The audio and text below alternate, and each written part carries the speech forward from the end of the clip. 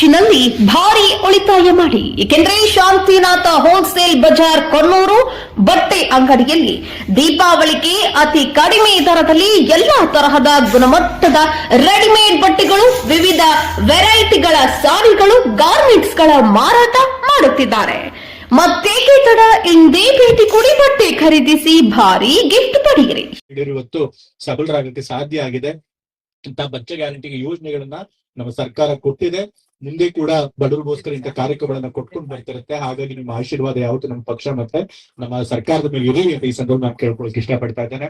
ಮತ್ತೆ ಈ ಒಂದು ಕಾರ್ಯಕ್ರಮಕ್ಕೆ ನಾನು ಬರೋದಕ್ಕೆ ಮುಖ್ಯ ಕಾರಣ ಅಂತಂದ್ರೆ ಸತೀಶ್ ಜಾರಕಿಹೊಳಿ ಸಾಹೇಬರು, ತಂದೆಯವರು ಮುಖ್ಯಮಂತ್ರಿಯವರು ಈ ಕಾರ್ಯಕ್ರಮಕ್ಕೆ ಬರ್ಬೇಕಾಗಿತ್ತು. ಕಳೆದ 1 ವರ್ಷದಿಂದ ಜಾರಕಿಹೊಳಿ ಸಾಹೇಬರು ಅವ್ರನ್ನ ಕೇಳ್ತಾ ಇದ್ರು ಈ ಒಂದು ಕಾರ್ಯಕ್ರಮಕ್ಕೆ ಬರ್ಬೇಕು ಅಂತ ಹೇಳಿ.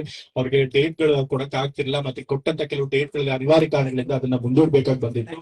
ಸೊ ಹಾಗಾಗಿ ಇನ್ನು 1 ವರ್ಷ ಆಗೋಯ್ತು, ಇನ್ನು ಈ ಕಾರ್ಯಕ್ರಮಕ್ಕೋಸ್ಕರ ಕಾಯಕ್ಕಾಗಲ್ಲ ಅಂತ ಹೇಳಿ ಅವ್ರ ಪ್ರತಿನಿಧಿಯಾಗಿ ನೀನೇ ಈ ಕಾರ್ಯಕ್ರಮಕ್ಕೆ ಬಂದ್ಬಿಡು ಅಂತ ಹೇಳಿದ್ರು. ಮೊನ್ನೆ ನಮ್ಮ ಮೈಸೂರಿನಲ್ಲಿ ಬೌದ್ಧ ಸಮ್ಮೇಳನ ಆಯ್ತು. ಆ ಕಾರ್ಯಕ್ರಮಕ್ಕೆ ಜಾರಕಿಹೊಳಿ ಬಂದು ವೇದಿಕೆ ಮೇಲೆ ಸಿಕ್ಕಾಗ ಇಂಥ ಕಾರ್ಯಕ್ರಮ ಇದೆ, ಹಾಗಾಗಿ ನೀವು ದಯವಿಟ್ಟು ಬರ್ಲೇಬೇಕು ಅಂತ ಹೇಳಿದ್ರು. ಖಂಡಿತ ಸರ್ ನೀವು ಬರ್ತೀನಿ ಅಂತ ಹೇಳಿ ನಾನು ಬಂದಿದ್ದೀನಿ. ಮತ್ತೆ ಜಾರಕಿಹೊಳಿ ಸಾಹೇಬ್ರ ಬಗ್ಗೆ ಕೂಡ ಒಂದೆರಡು ಮಾತುಗಳನ್ನು ಹೇಳಬೇಕು. ಈಗಾಗಲೇ ಹೇಳಿದಂತೆ ಅವರು ಕೂಡ ಸಾಮಾಜಿಕ ಬದ್ಧತೆ ಇರುವಂತೆ, ಸಾಮಾಜಿಕ ನ್ಯಾಯದಲ್ಲಿ ನಂಬಿಕೆ ಇಟ್ಕೊಂಡಿರೋರು. ಯಾರು ಸಮಾಜದಲ್ಲಿ ತಳ ಸಮುದಾಯದವರು ಇರ್ತಾರೆ, ಯಾರು ಬಡವರು ಇರ್ತಾರೆ, ಅಂತವ್ರ ಪರವಾಗಿ ಕಾಳಜಿ ಇಟ್ಕೊಂಡು ಕೆಲಸ ಮಾಡ್ತಿರುವಂತವ್ರು. ಇವತ್ತು ತಂದೆಯವರು ಈಗ ಇನ್ನೇನು ರಾಜಕೀಯ ಕೊನೆಗಾಲದಲ್ಲಿದ್ದಾರೆ, ಅವರ ರಾಜಕೀಯ ಬದುಕಿನ ಕೊನೆ ಘಟ್ಟದಲ್ಲಿದ್ದಾರೆ. ಅಂತ ಸಮಯದಲ್ಲಿ ಈ ರೀತಿ ವೈಚಾರಿಕವಾಗಿ ಪ್ರಗತಿ ಪರವಾದಂತ ಸಿದ್ಧಾಂತ ಇಟ್ಕೊಂಡಿರೋರಿಗೆ ಮಾರ್ಗದರ್ಶನ ಮಾಡೋದಕ್ಕೆ, ಅವ್ರಿಗೆ ನೇತೃತ್ವ ವಹಿಸ್ಕೊಳ್ಳೋಕೆ ಒಬ್ರು ನಾಯಕರು ಬೇಕು. ಸರ್ ಜಾರಕಿಹೊಳಿ ಅವರು ಅಂತ ಒಂದು ಜವಾಬ್ದಾರಿ ವಹಿಸ್ಕೋತಾರೆ.